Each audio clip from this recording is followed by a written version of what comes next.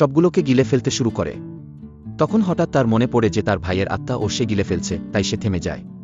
তখন ইরিনার বাবা হেসে বলে, আমি তো এই পরিকল্পনা আগেই করে রেখেছিলাম। মিয়াও তখন রেগে বলে, তুমি জানো না আমি কে, আর তুমি আমাকে রাগিয়েছ, এবার দেখো তোমার কি হয়। তারপরে সে বলে, আমার বাবা বলেছিল যদি আমার শক্তি কাজ না করে তখন আমার রক্ত অবশ্যই কাজ করবে। এই বলে সে নিজের আঙুল কেটে রক্ত দিয়ে সব অশুভ আত্মাদের মেরে ফেলে। তখনই ইরিনার বাবা আবার মিয়াও এর উপর আক্রমণ করে। মিয়াও ও পাল্টা আক্রমণ করে তাকে মাটিতে ফেলে দেয়। তারপর তার কাছে গিয়ে বলে, তুমি তো দেখতে ঠিকঠাকই, আমাকে সত্যি সত্যি বলো কে আমার বাবার ক্ষতি করতে চায়। ইরিনার বাবা তখন ভয়ে কাঁপতে থাকে। তখনই সেখানে অ্যাসিস্ট্যান্ট আর বডিগার্ডরা এসে পৌঁছায়। মিস্টার জাও তখন বলে, আমাদের আর ইরিনার পরিবারের সঙ্গে কোনো সম্পর্ক থাকবে না, আমি ইরিনাকে ডিভোর্স দিচ্ছি। তখন এদিকে জু জ্যাক মিয়াওকে বলে, আমাকে ক্ষমা করো, ভুল আমার ছিল। মিয়াও বলে, কোনো সমস্যা নেই বড় ভাই। পরবর্তী দৃশ্যে আমরা দেখি একজন লোক যিনি হুইল চেয়ারে বসে আছেন, তার হাতে একটা সাপের আংটি রয়েছে, সে প্রচণ্ড ব্যথায় ভুগছে। তখন সে নিজের হাতে কিছু ছাই লাগায়।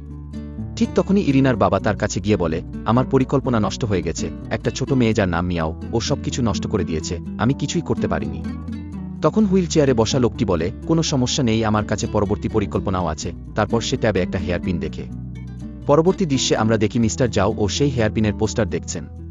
সম্পূর্ণ ড্রামার এক্সপ্লেইন দেখতে চ্যানেলের বায়োতে ইউটিউবের লিংক দেয়া আছে।